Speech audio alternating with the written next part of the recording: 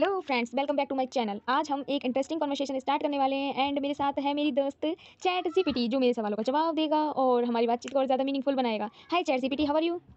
Hi there, I'm doing great, thank you. I'm super excited to be here and chat with you. Let's dive into that interesting conversation and make it as meaningful as possible. Let me know what you have in mind. Yes, let's start with simple questions and my question is, लोग opinion से इतना क्यों डरते हैं यार? अच्छा सवाल है।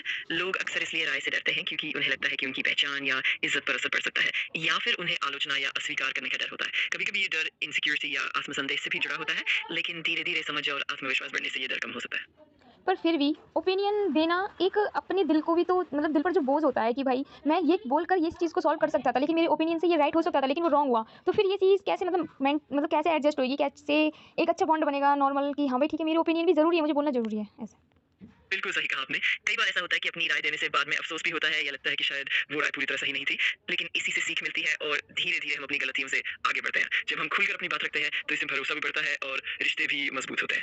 इस प्रोसेस में धैर्य और आत्म-स्वीकृति भी बहुत ज़रूरी है। हाँ, शायद लोग खुलकर अपनी बात इसलिए नहीं रख पाते कि सामने वालों ने समझ ना पाए, इसलिए शायद वो कम ओपिनियन देते होंगे, राइट? हाँ, बिल्कुल। अक्सर लोग इसलिए भी अपनी राय खुलकर नहीं रखते क्योंकि उन्हें डर होता है कि सामने वाला उनकी बात को सही तरीके से ना समझे, या उनकी बात को नकारात्मक रूप से ले। इसी वजह से कई बार लोग चुप रहना ही बेहतर समझते हैं। लेकिन अगर हम एक खुला और समझदारी भरा माहौल बनाएँ, तो धीरे-धीरे लोग भी अपनी राय ज़्यादा आराम से रखने लगेंगे। बट सम टाइम चुप रहना, अपना ओपिनियन नहीं देना किसी ऐसी सिचुएशन को भी क्रिएट कर सकता है, जो सिचुएशन हम उसको अपना ओपिनियन देकर कैंसल कर सकते थे। बिल्कुल, ऐसा भी होता है। कई बार चुप रहने से समस्या और बढ़ सकती है क्योंकि हमारी राय से कई बार हल निकल सकता है या किसी गलतफ़हमी को दूर किया जा सकता है। इसलिए सही समय और तरीके से अपनी बात रखना बहुत ज़रूरी है। इससे ना सिर्फ समाधान मिलता है, बल्कि भरोसा और समझ भी बढ़ती है।